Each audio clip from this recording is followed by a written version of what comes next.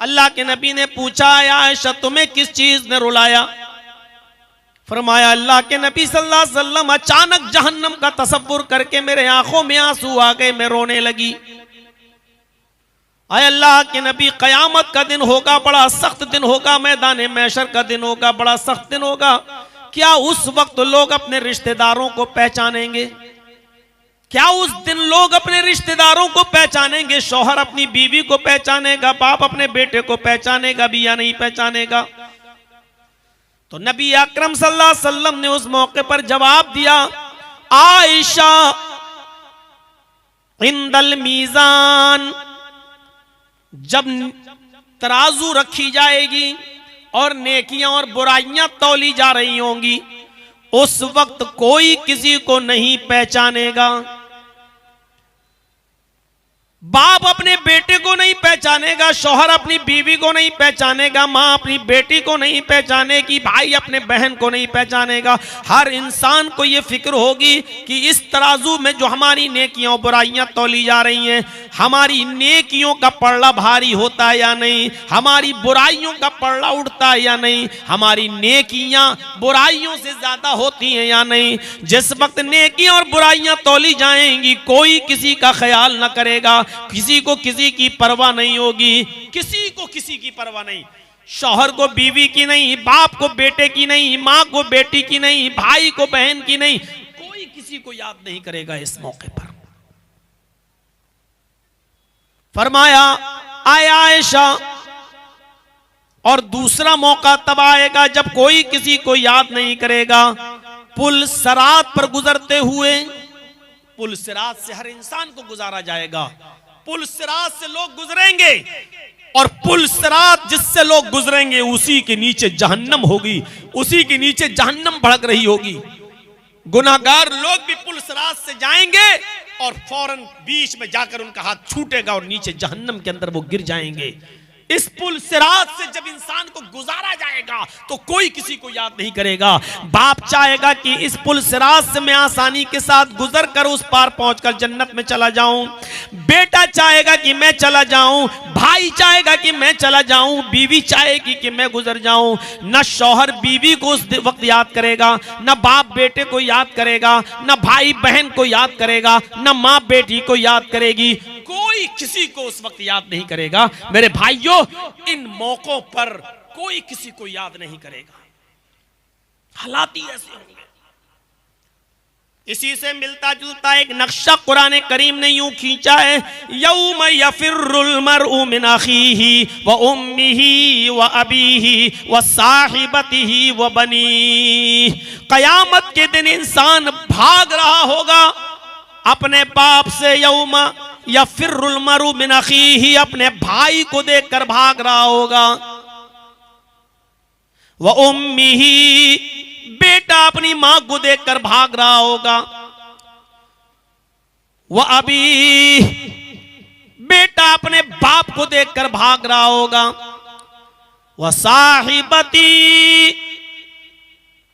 आदमी अपनी बीवी को देखकर भाग रहा होगा, वह बनी, बाप अपनी औलाद से भाग रहा होगा। यानी हर इंसान को यह होगा कि मैं नजात पा जाऊं और किसी को नजात मिले ना मिले, लेकिन मुझे नजात मिल जाए, मैं चला जाऊं, मैं बख्श दिया जाऊं, मैं जन्नत का मुस्तहिक हो जाऊं, यह हर इंसान को फिक्र होगी उस दिन। और 50,000 साल का एक दिन होगा, सूरज 1 मील के फासले पर होगा। इस दिन ये 7 किस्म के लोग अल्लाह के अर्श के साए में होंगे और अल्लाह के अर्श के साए के अलावा कोई साया नहीं होगा। जिनको अल्लाह का अर्श का साया मिल गया वो खुश नसीब होंगे, जिनको अल्लाह के अर्श का साया मिल गया इनका 50,000 का दिन बहुत आसानी के साथ गुजर जाएगा। वो खुश नसीब कौन है? आइए वो 7 किस्म के लोगों का तस्करा आज के मैं खिताब में करूंगा और वो 7 किस्म के लोग मैं आज आपको बताऊंगा। और हर मुसलमान को इस सोच और फिक्र करने पर मजबूर होना पड़ेगा और सोचना चाहिए हर मुसलमान को जो यहां जमा है और जहां तक मेरी आवाज जा रही है और इन चैनलों के जरिए जहां जहां तक ये तकरीर पहुंच जाए, मेरे भाइयों ये सोचना चाहिए कि ये सातों खूबियां हमारे अंदर पाई जा रही हैं या नहीं पाई जा रही हैं। अगर ये सात खूबियां हमारे अंदर नहीं पाई जा रही तो जन्नत और जहन्नम तो बहुत दूर की बात, कयामत का दिन ही हमारे लिए बहुत दर्दनाक और सख्त दिन होगा। हम उस दिन से ही नहीं निपट पाएंगे। ये सात किस्म के लोग कौन हैं? वअन अबी हुरैरा रज़ियल्लाहु तआला अन्हु अन्ना रसूलल्लाह सल्लल्लाहु अलैहि वसल्लम क़ाल सबअतुन युज़िल्लुहुमुल्लाहु फ़ी ज़िल्लिही यौम ला ज़िल्ला इल्ला ज़िल्लुहु अल इमामुल आदिल। नबी अकरम सल्लल्लाहु अलैहि वसल्लम ने फरमाया, सात किस्म के लोग अर्श के साए में होंगे। उस दिन अल्लाह के अर्श के साए के अलावा कोई दूसरा साया नहीं होगा। पहला शख्स जो उस अर्श के साए में होगा वो कौन? अल इमामुल आदिल, अदलो इंसाफ करने वाला अमीर, अदलो इंसाफ करने वाला हाकिम, अदलो इंसाफ करने वाला जिम्मेदार शख्स।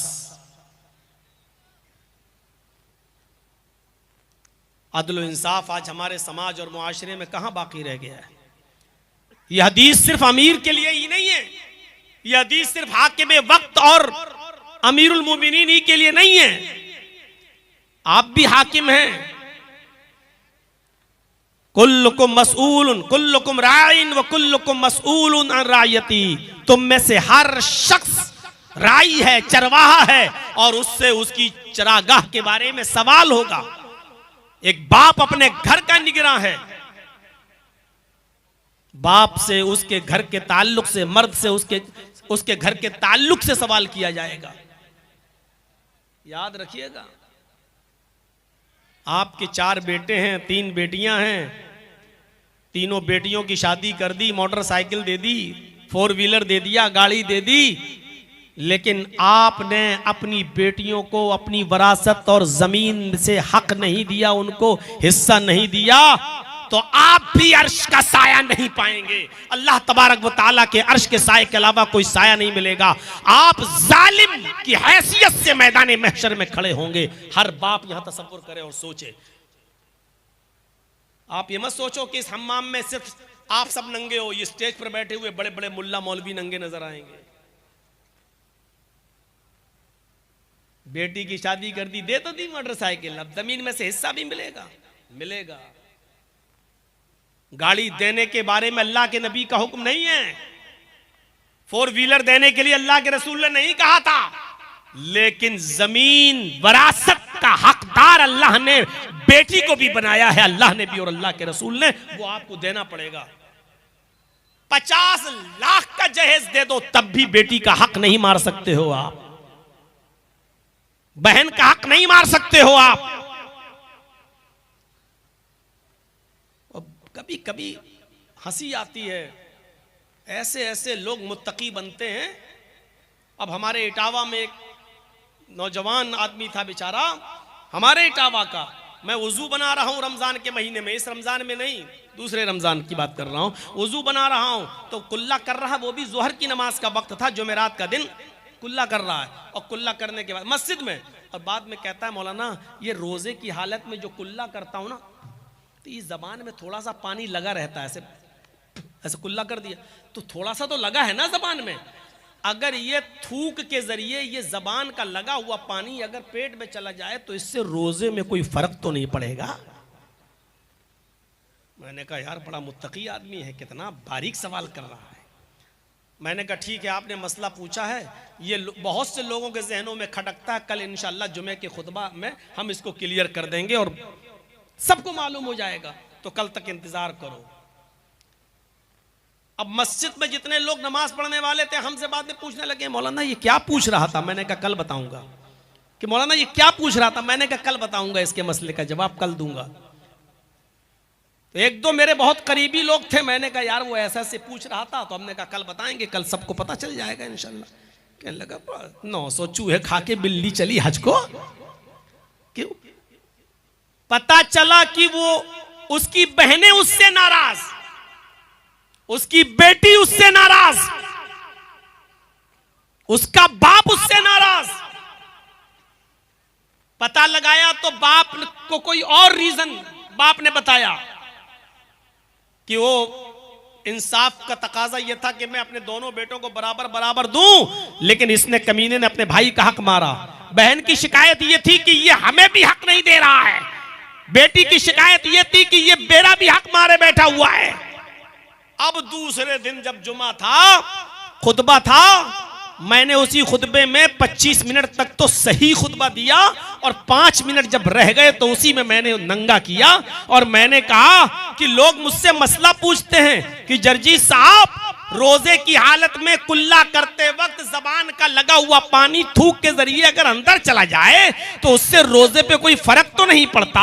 ये मसले वो पूछते हैं कि जिनका बाप उनसे राजी नहीं है, जिसकी माँ राजी नहीं है और जिसकी बहनों का हक मारे खाया हुआ है, जो अपनी बेटी को हक देने का इनकार करता है और नहीं देता है, जिसकी बेटी नाराज, बहनें नाराज, जिन सबके हक मार चुका और वो सवाल कर रहा है कि मौलाना साहब हलक के जरिए पानी अंदर चला जाए तो कोई रोजे में नुकसान तो नहीं है।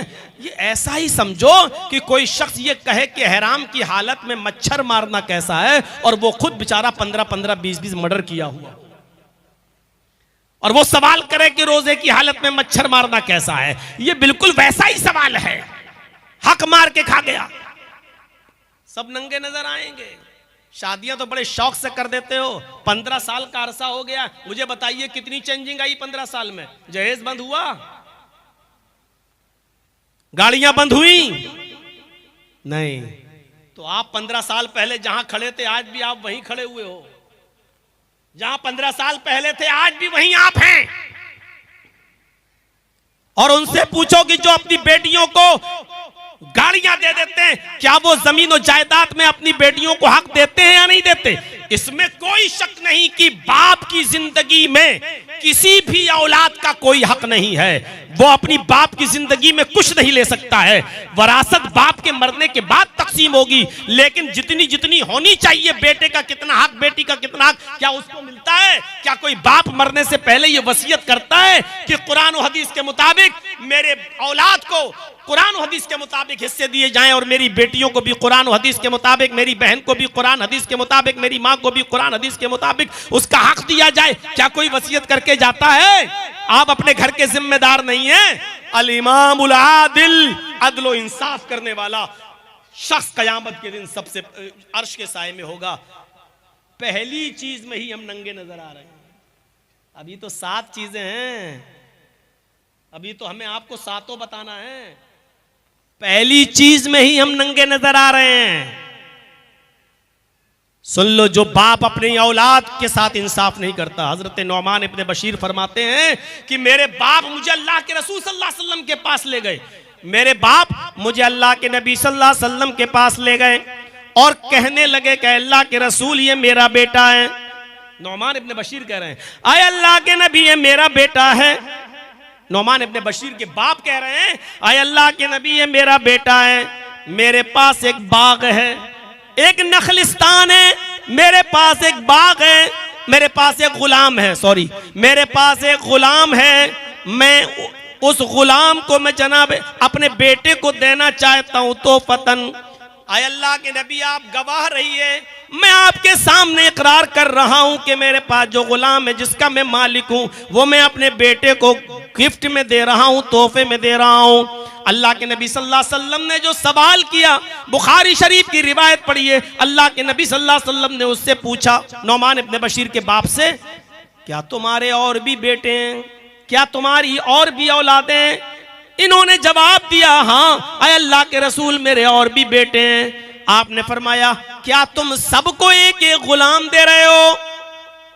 कहा नहीं अल्लाह के रसूल, मैं सबको नहीं दे रहा हूं, मैं सिर्फ अपने इस बेटे को दे रहा हूं। अल्लाह के नबी फरमाते हैं, तो फिर मैं इस गलत चीज पर गवाह नहीं बनूंगा।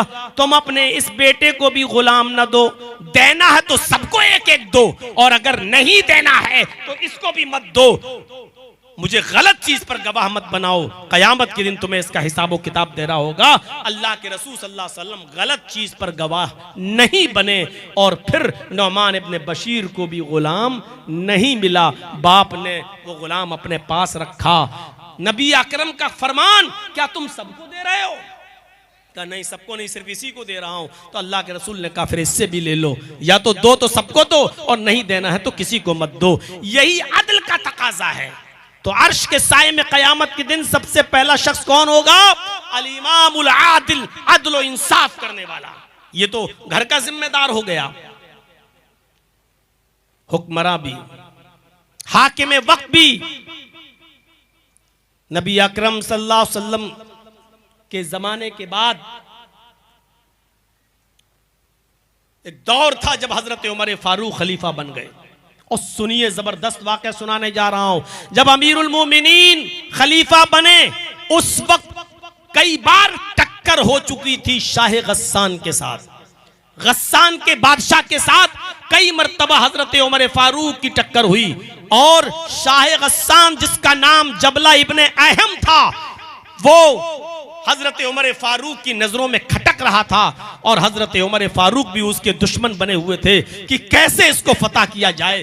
शाह गस्सान, गस्सान का जबरदस्त बादशाह, ईसाई बादशाह, लेकिन इस्लाम की तालीमात से मुतासिर हो जाता है। अपने कासिद को, अपने एक एलची को भेजता है, लेटर लिखकर, खत लिखकर। और उस खत में उसने ये लिखा कि अमीरुल मोमिनीन उमर इब्न खत्ताब, मैं इस्लाम की तालीम से मुतासिर होकर इस्लाम कबूल करना चाहता हूं और मैं आपसे मुलाकात करना चाहता हूं और आपसे मुलाकात करके मैं इस्लाम कबूल करने पर आमादा हूं। क्या मुझे इस्लाम की छाया में जगह मिलेगी? क्या मुझे इस्लाम के अंदर शरण मिलेगी? क्या मैं इस्लाम कबूल करने का मौका मुझे मिलेगा? क्या आप मुझे माफ करेंगे? ये लेटर लिख कर वो अपने कासिद और अपने दूत के जरिए भेजता है हजरत उमर फारूक के पास। उसको उम्मीद नहीं थी कि हजरत उमर मेरे इतने बड़े दुश्मन और मुझे माफ कर देंगे। उसको उम्मीद नहीं थी कि हजरत उमर मुझे इतनी आसानी के साथ कबूल कर लेंगे। ये कासिद जब जाता है और हजरत उमर फारूक के पास मदीना में पहुंचता है तो हजरत उमर फारूक को लेटर देता है। हजरत उमर फारूक ने उस खत को पढ़ा और पढ़ने के बाद उसी खत के पीछे ये लिखकर जवाब दे दिया, आए शाह गस्सान, तुम फौरन चले आओ, तुम्हारी सारी खताएं माफ कर दी जाएंगी, तुम्हारी सारी खताएं दरगुजर कर दी जाएंगी और इस्लाम की पवित्र छाया में, शीतल छाया में तुम्हें जगह दी जाएगी। तुम्हें तुम्हारे हैसियत और इज्जत के हिसाब से तुम्हें मकाम और मर्तबा भी दिया जाएगा और हजरत उमर अपनी पुरानी दुश्मनी भी तुमसे भूल जाएंगे। तुम फौरन चले आओ, तुम्हारे लिए मदीने में जगह ही जगह है। शाह गस्सान ने जब वो लेटर पढ़ा, जबला इब्ने अहम ने जब वो लेटर पढ़ा तो पढ़ने के बाद उसकी आंखों में आंसू आ गए कि हजरत उमर ने मुझे कबूल कर लिया, हजरत उमर ने मुझे इतनी जल्दी, इतनी आसानी से मान लिया। अब जबला इब्ने अहम जो गस्सान का बादशाह था, अपने 500 बॉडीगार्डों को लेकर और 500 घुड़सवारों को लेकर मदीने की तरफ सफर करता है और मदीना पहुंचने वाला होता है। रास्ते में खेमा डालता है, एक आदमी को भेजता है ये इतला देने के लिए कि मैं पहुंच चुका हूं, बताओ कब मदीने में दाखिल हो जाऊं। हजरत उमर फारूक ने कहा तुम जब चाहो तब आ सकते हो, तुम्हें सहरा में और जंगल में रुकने की जरूरत नहीं। जब शाह गस्सान मदीने में दाखिल होता है तो उसके सर पर मुकुट है, ताज है और डायमंड, हीरे के 2 मोती जड़े हुए हैं। बहुत ही शानदार शाहाना तरीके से जाता है, मदीने में दाखिल हो रहा है और उधर मदीने में हजरत उमर उसकी इज्जत कर रहे हैं और उमर फारूक और उनकी पूरी फौज इनकी खातिर मदारात में लगी। शाह गस्सान इस्लाम ले आया और इसके साथ 500 लोग भी इस्लाम ले आए। कुछ दिन मदीने में कयाम किया। जो बात बताने की है वो अब शुरू हो रही है। शाह गस्सान इस्लाम ले आया, कुछ दिन मदीने में रुका और जब मदीने में रुका रहा तो इसी दरमियान हज का मौसम आ गया। हज का मौसम आ गया। हजरत उमर और मदीने के बहुत से लोग मक्के की तरफ हज करने के लिए रवाना हो गए, जाने लगे। हजरत उमर ने शाह गस्सान से कहा, जबला अच्छा मौका है, तुमने अभी नया नया इस्लाम कबूल किया है, चलो तुम भी हज की दौलत से माला माल हो जाओ, पता नहीं आइंदा 10 साल जिंदगी रहे न रहे, तुम भी हज कर लो। शाह गस्सान भी अपने 500 घुड़सवारों के साथ तैयार हो जाता और कहता है कि अमीरुल मोमिनीन मुझे भी हज करने जाना है, मैं भी हज करना चाहता हूं। उसने शाहाना लिबास पहना, और जब वो मीकात पर पहुंचा तो उसने एहराम बांधा, और एहराम बांधने के बाद मदीने से जब वो मक्के में जाता है तो एहराम में 2 कपड़े पहने जाते हैं, नीचे एक बिना सिली हुई लुंगी और ऊपर एक चादर डाल ली जाती है।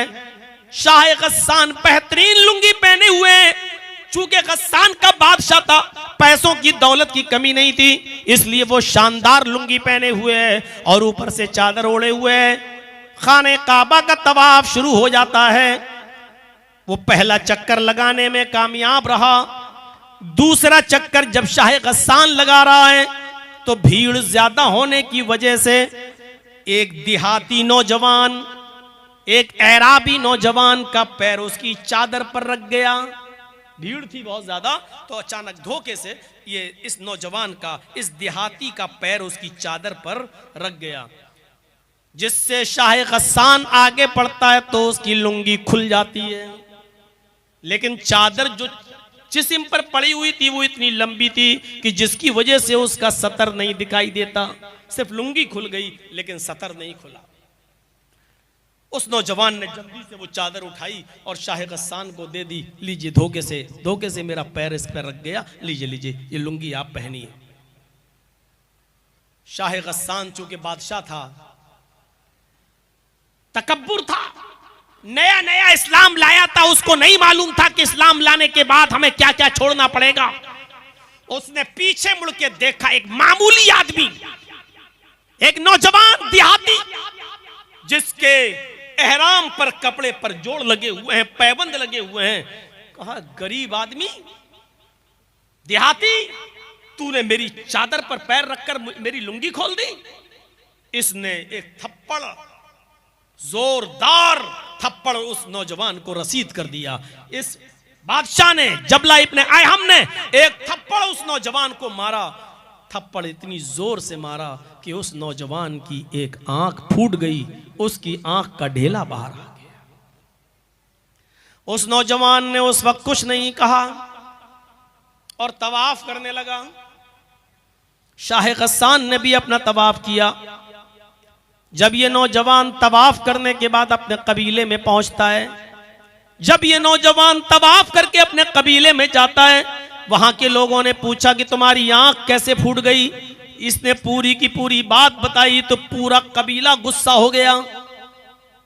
अरे होगा बादशाह अपने इलाके का तो जिसको चाहेगा उसको मारेगा, जिसकी आंख फोड़ना चाहेगा फोड़ देगा, ये कैसे हो जाएगा। उठो तुम हमारे पास चलो, हजरत उमर फारूक के पास चलते, मुझे इंसाफ चाहिए, आदल चाहिए। और पूरा कबीला इस नौजवान को जिसकी आंख फूटी थी लेकर हजरत उमर फारूक के पास वहीं मक्के में पहुंच जाता है। हजरत उमर फारूक को पूरी बात बताई जाती है। हजरत उमर फारूक ने उस नौजवान से पूछा, उस नौजवान ने कहा, अमीरुल मोमिनीन, धोखे से मेरा पैर उसकी चादर पर रख गया और उसकी चादर खुल गई, उसकी लुंगी खुल गई। उसने मुझे थप्पड़ मारा और इतनी जोर से मारा कि उसके थप्पड़ से मेरी आंख फूट गई। शाह गस्सान को बुलाया गया, इधर आओ।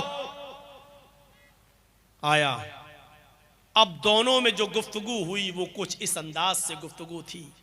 हजरत उमर फारूक ने कहा, शाह गस्सान, तुमने इस नौजवान की आंख क्यों फोड़ी?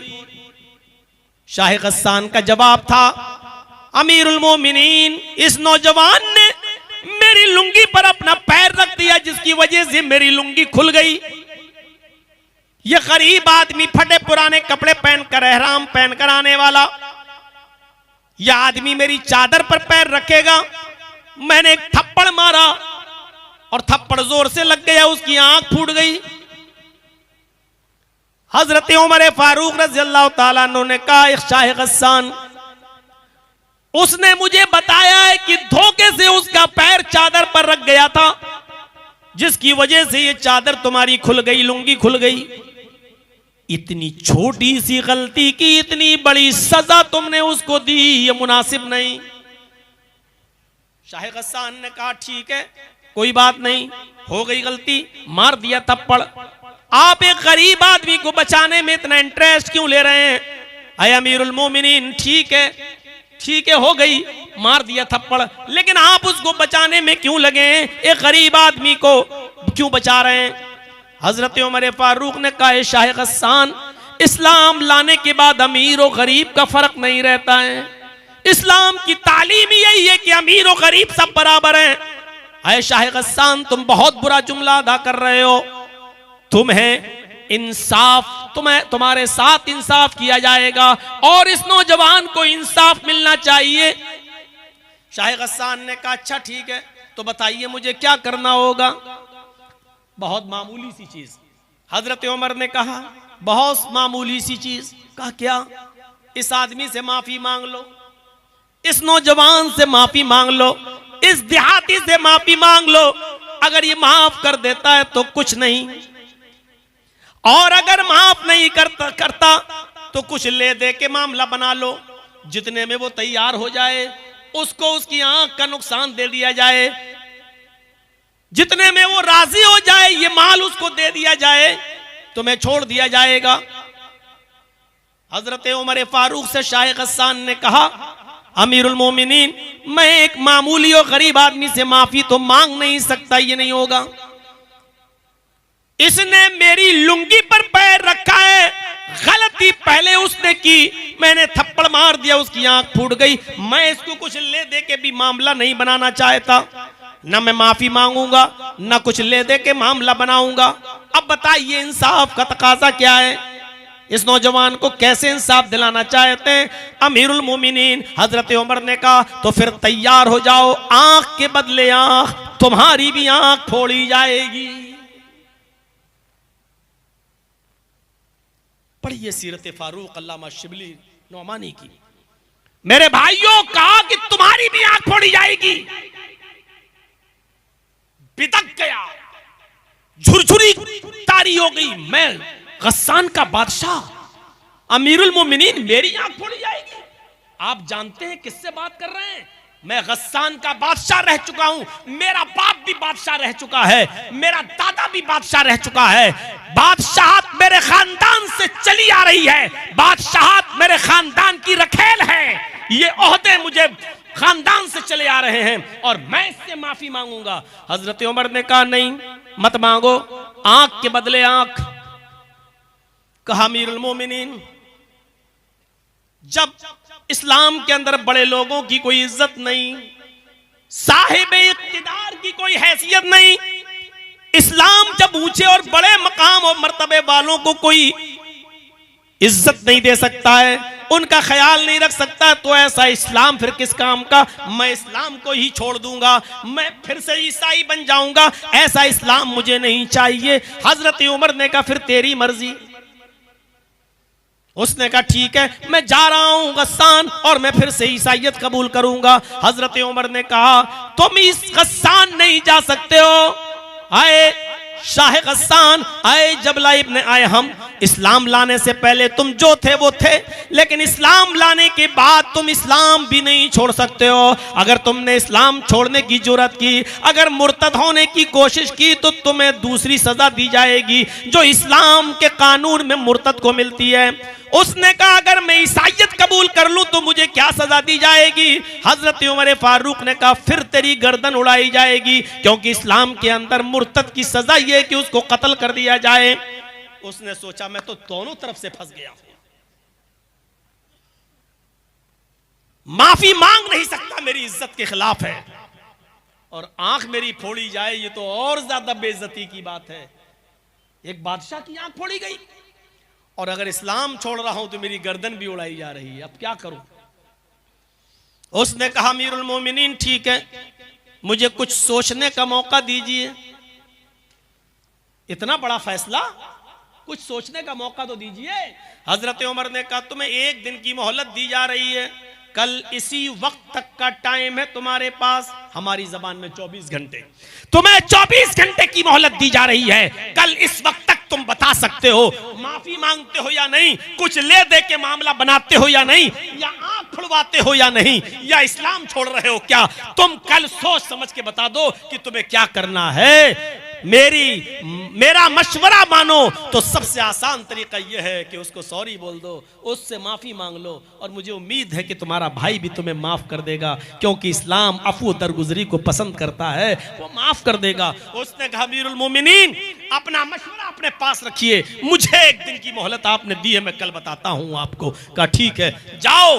वो गया अपने खेमे में जहां पड़ाव डाला हुआ था और अपने 500 साथियों से कहता है कि इस्लाम लाने के बाद तो और बेइज्जती हो रही है, कोई फर्क नहीं है, अमीरी गरीबी में कोई फर्क नहीं है, अदल का तकाजा। उमर कहते हैं कि ये है कि तुम्हारी आंख फोड़ी जाएगी, बताइए मैं शाह गस्सान का बादशाह और मेरी आंख फोड़ी जाए, मैंने फैसला कर लिया कि इस्लाम छोड़ दूंगा, लेकिन यहां इस्लाम छोड़ता हूं तो मेरी गर्दन काटी जाएगी। ऐसा करो कि रात की तारीकी में हम लोग यहां से भाग जाते हैं, फरार हो जाते हैं। और जब रात तारीक हुई और चारों तरफ से छा गई तो शाह गस्सान अपने 500 आदमियों को लेकर रात के अंधेरे का फायदा उठाते हुए भाग गया और फिर वो अपने शहर अपनी बस्ती में चला गया।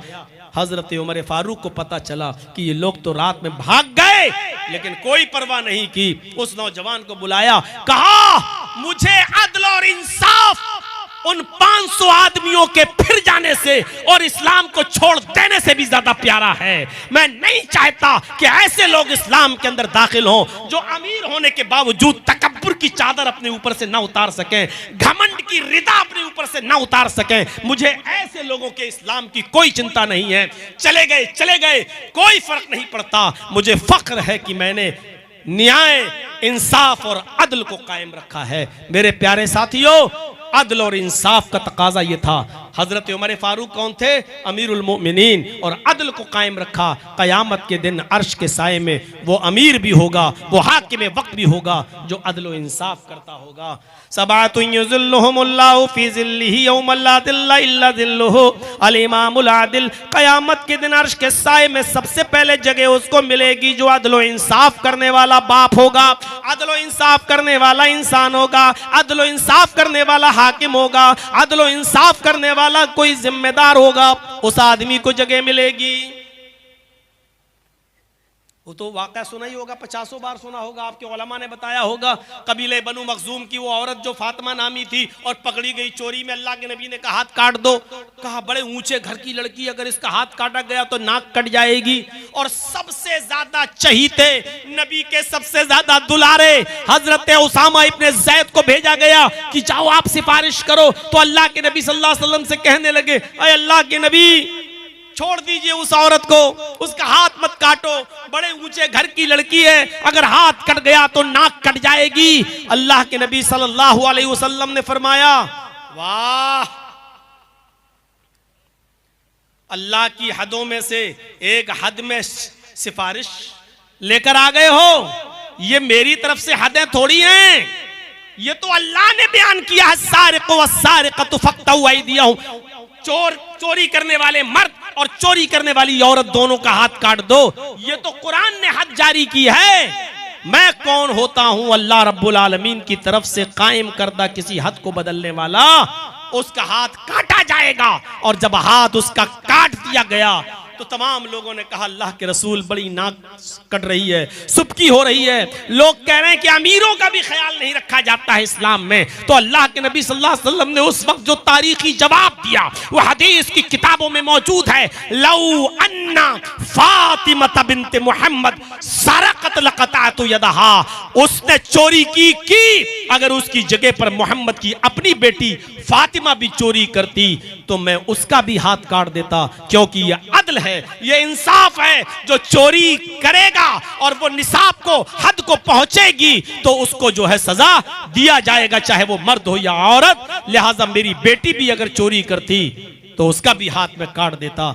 यह है अदल व इंसाफ। और अदल व इंसाफ करने वाले क़यामत के दिन कहां होंगे? अल्लाह के अर्श के साए में।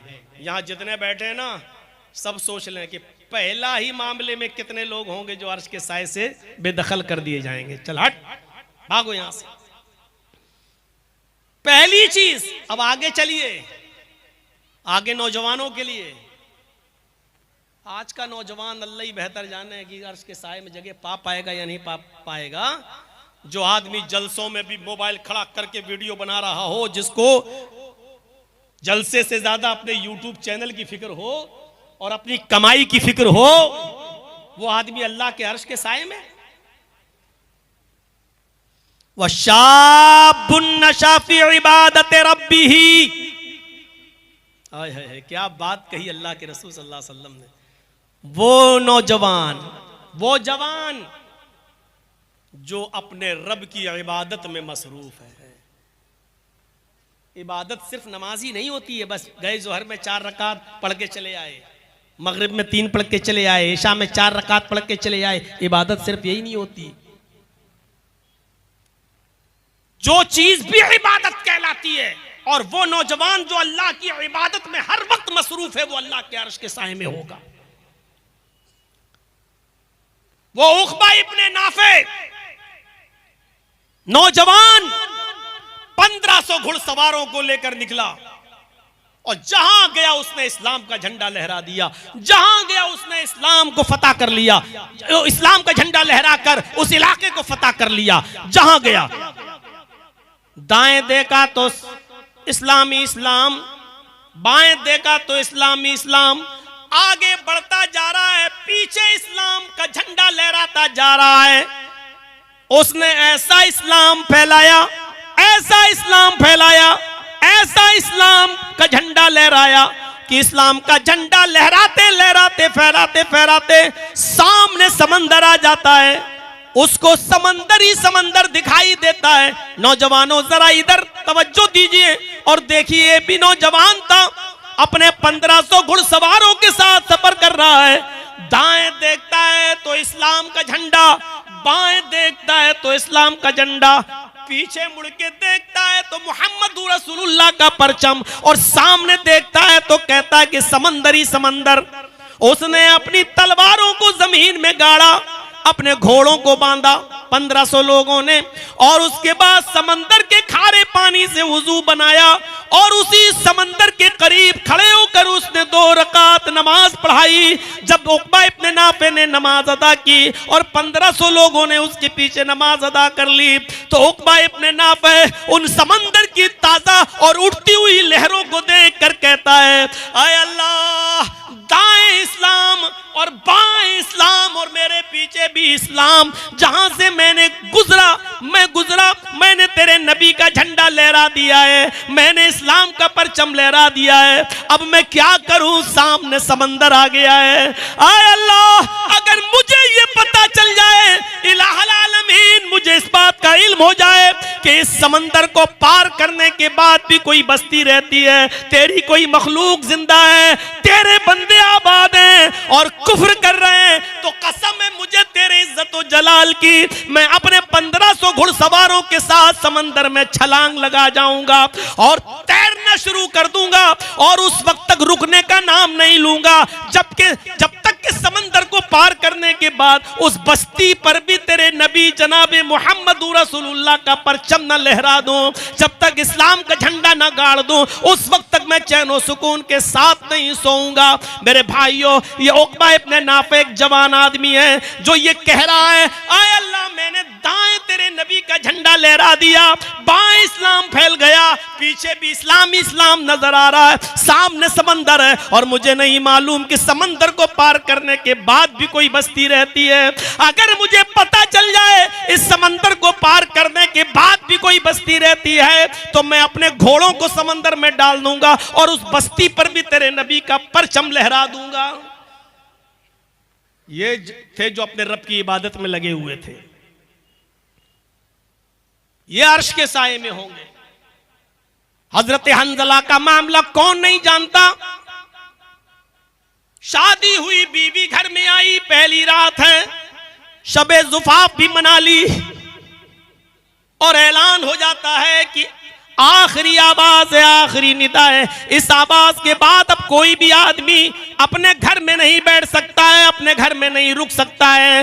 हजरत हंजला ने फौरन अपना घोड़ा खोला और जिहाद के लिए निकल गए। उनकी बीवी पीछे से कहती है, मैं तुम्हें जिहाद में जाने से नहीं रोक रही हूं, लेकिन आए हंजला, अभी तो तुमने मुझसे हम बिस्तरी की है, अभी तो शबे जुफाफ बनाई है, गुस्ल तो कर लो, गुस्ल तो करते जाओ, गुस्ल तो करते जाओ। कहने लगा, बीवी गुस्ल करने का मौका कहाँ है? कासिद की आवाज नहीं सुनी, दावत देने वाले ने दावत दी। अब किसी को एक लम्हा भी घर में रुकने की परमिशन नहीं है। ये आखिरी आवाज है। इस आवाज को सुनकर जो नहीं निकला वो कयामत के दिन अल्लाह को जवाब देगा। घोड़ा दौड़ाया और निकल गए, मैदाने जिहाद में गए, लड़े, इतना लड़े कि लड़ते लड़ते उन्होंने अपनी जान की कुर्बानी दे दी, शहीद हो गए। कई काफिरों को मारा और खुद भी शहीद हो गए।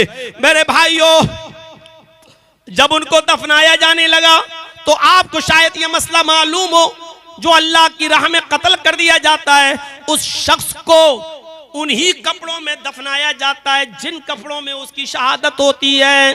पहली चीज। दूसरी चीज यह है कि शहीद की नमाज जनाजा नहीं पढ़ी जाती है।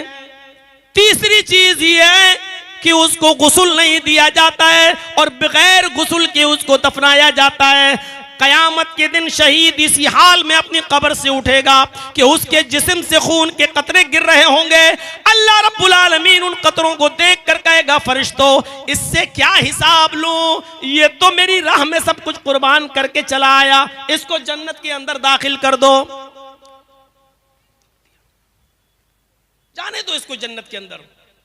तो जब हजरत हंजला को दफनाया जाने लगा तो बीवी ने अर्ज किया, अय अल्लाह के नबी मेरे शौहर को गुस्ल दे दीजिए।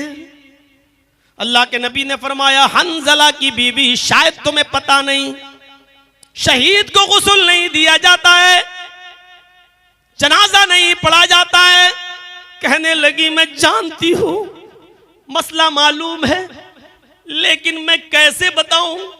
अय अल्लाह के रसूल आप ही फरमाते हैं, इन्नल्लाह ला यस्तही मिनल हक, अल्लाह हक बात से नहीं शर्माता। कल ही मेरा निकाह हुआ, मेरी शादी हुई, मेरा शौहर मुझे घर लाया, पहली रात ही मेरे साथ शबे जुफाफ बनाई, जिहाद का ऐलान सुना, रात ही में निकल गया। इतना लड़ा कि लड़ते लड़ते शहीद भी हो गया। अय अल्लाह के नबी, शबे जुफाफ बनाने के बाद मेरे शौहर गुस्ल नहीं कर सके और बगैर गुस्ल के निकल गए, इसलिए मैं उस गुस्ल की बात कर रही हूं कि मेरे शौहर को वो गुस्ल दे दो, मेरे शौहर को वो गुस्ल दे दीजिए जो बीवी से मिलने के बाद दिया जाता है। मेरे शौहर बगैर गुस्ल किए हुए निकल गए और शहीद हो गए। थोड़ी देर अल्लाह के नबी ने तवक्कुफ किया, गोया के वही का इंतजार कर रहे हो, और थोड़ी देर के बाद कहने लगे, आए सहाबियों, हंजला को ऐसे ही दफन कर दो। बीबी फिर बोली, आए अल्लाह के नबी मेरे शौहर के गुस्ल का क्या बना? इमाम कायनात ने फरमाया, आए हंजला की बीबी, तेरे शौहर को मेरे गुस्ल की जरूरत नहीं, आसमान से उतरने वाले 70,000 फरिश्तों ने तेरे शौहर को गुस्ल दे दिया। तेरा शौहर गसीलुल मलाइका है, उसको गसीलुल मलाइका का खिताब मिल गया। तेरे शौहर को 70,000 फरिश्तों ने गुस्ल दिया। ये कौन सा जवान आदमी था? शादी हुई, पहली रात मनाई और जिहाद के लिए निकल गया, अपनी खूबसूरत बीवी को भी छोड़ गया। जिहाद भी अल्लाह की इबादत है और इबादत के लिए निकल गया। वह शाबुन नशा फी इबादत रब्बी, दूसरा वो जवान आदमी अर्श के साए में होगा जो अपने रब की हर वक्त इबादत में लगा हुआ है। यहां सही से बैठकर जलसा नहीं सुन सकते, इबादत करेंगे अल्लाह की। 15 साल तो वो हो गए जो यहां आए थे पहले, वरना और 10 साल मेरे जोड़ लो जो पहले से आ रहे हैं। 25 साल पहले भी इसी तरीके के हंगामे हुआ करते थे जलसों में, और इसी तरीके का शोर हुआ करता था। और आज भी अगर कोई पूछे कि जर्जी साहब, मैंने सबसे पहली तकरीर जो की थी बंबई में, उस वक्त मेरी उम्र थी 17 साल 10 महीना, जब बाल ठाकुरे के खिलाफ में बोला था। और जब मैंने उसको कहा था कि हरे रंग पे पाबंदी की बात करता है, पहले लौकी खाना छोड़, पालक खाना छोड़, हैं, और हरे धनिया हरी मिर्चें खाना छोड़, और लाल रंग से प्यार है तो वही खाओ जो हम लोग खाते हैं। और इस जुर्म में जब हम गए, 24 घंटा बिठाए रहे, मुझे थाने में रखा गया। और पहली मर्तबा जब मैं थाने में बैठा था, और इसलिए केस मेरे ऊपर नहीं बन पाया था क्योंकि मेरे बालिग होने में 2 महीने कम थे। 17 साल 10 महीने थे, 18 साल का होता तो भी चला गया होता अंदर। उस वक्त से मैं बोल रहा हूं, और आज अपनी उम्र के 46, 47 के आसपास में पहुंच गया हूं। अंदाजा लगाइएगा कि 18 साल से लेकर अब तक कितने साल का अरसा गुजर चुका है।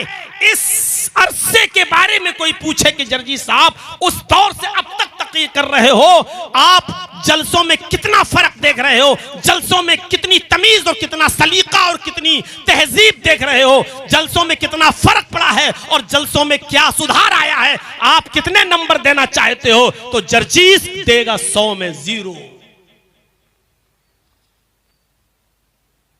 इतने साल पहले जिस तरह की बदतमीजी आप करते थे वो आज भी करते हो।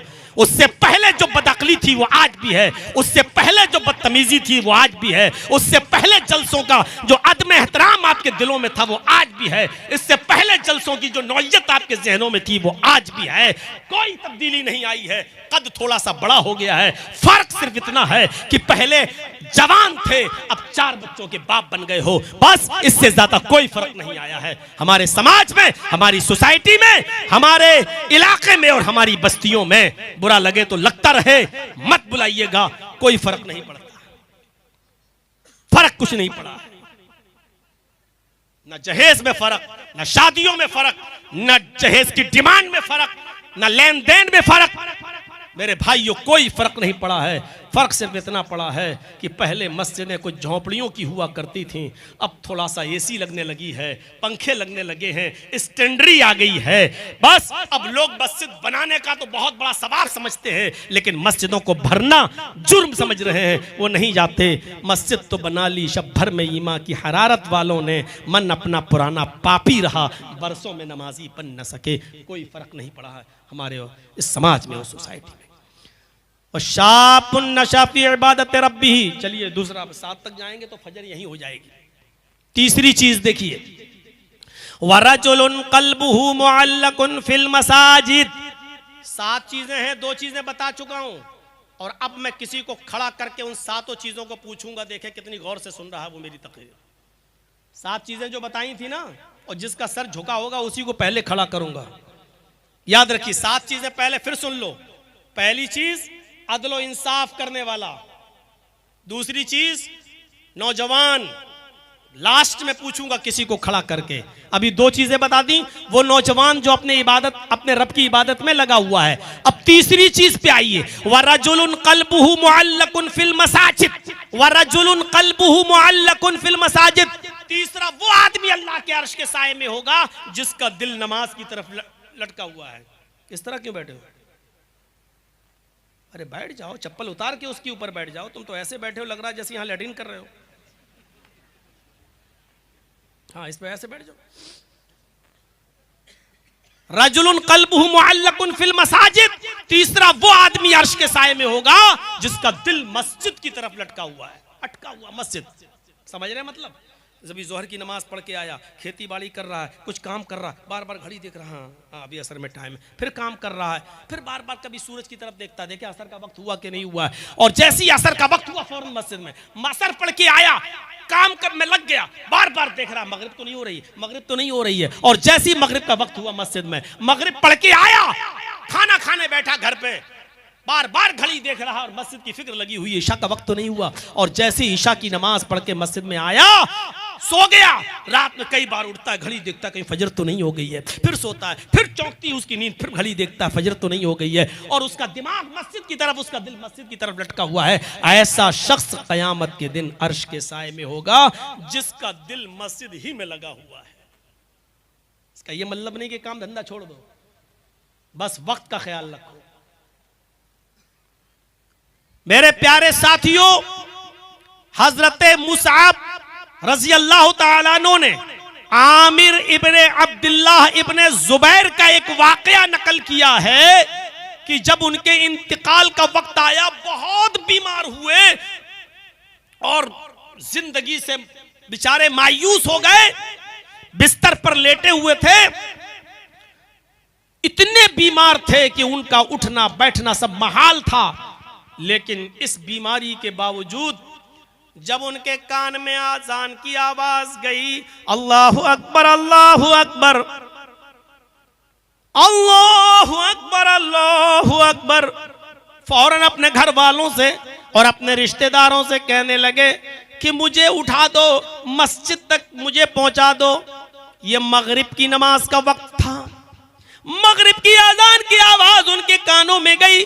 कहने लगे, आए मेरे घर वालों, आए मेरे बच्चों, आए मेरे अजीजों रिश्तेदारों, मुझे मेरी मस्जिद तक पहुंचा दो। बेटों ने कहा, भतीजों ने कहा, भांजों ने कहा, अजीजों ने कहा, आप बहुत बीमार हैं, लेटे लेटे इसी घर में नमाज अदा कर लीजिए। आमिर इब्ने अब्दुल्लाह इब्ने जुबैर जवाब देते हैं, कैसी बातें कर रहे हो? मैंने अल्लाह के दाई की आवाज सुनी है, मैंने अल्लाह की तरफ दावत देने वाले दाई की आवाज मेरे कानों में गई है। उसने अभी पुकार के कहा है, हय्या अलस्सलाह, आओ नमाज के लिए। आए मेरे अजीजों, आए मेरे बच्चों, आए मेरे रिश्तेदारों, अल्लाह की दावत दाई की आवाज सुनकर भी मैं लब्बैक न कहूं तो मुझसे बड़ा बदनसीब कौन होगा, मुझसे बड़ा बदकिस्मत कौन होगा? कहा नहीं, मुझे जाना है मस्जिद में।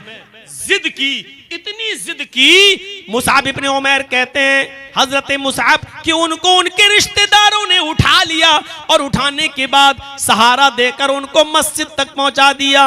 वो मस्जिद में गए, इमाम साहब मुसल्ले पर खड़े थे, ये बैठ गए और बैठकर नमाज अदा करने लगे, इमाम के पीछे नमाज।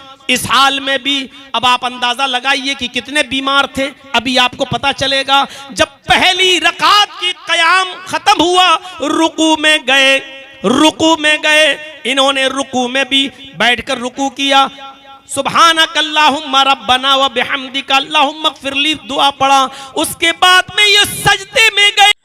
अस्सलामु अलैकुम वरहमतुल्लाहि वबरकातुहू। दोस्तों, उम्मीद है ये बयान आपको बहुत ज़्यादा पसंद आया होगा। दोस्तों, बयान पसंद आया हो तो हमारे चैनल को सब्सक्राइब करना और वीडियो को लाइक करना बिल्कुल न भूलें। दोस्तों, जैसे कि आप जानते हैं कि जिस अंदाज में मौलाना जर्जीस अंसारी साहब बयान करते हैं, उनकी एक एक बात दिल के अंदर उतर जाती है। दोस्तों, हम आपके सामने रोज़ाना नए नए टॉपिक पर बयान लेकर आते रहेंगे। दोस्तों, आपसे गुजारिश है, अगर अभी तक हमारा चैनल सब्सक्राइब नहीं किया है तो प्लीज़ हमारा चैनल सब्सक्राइब कर लें।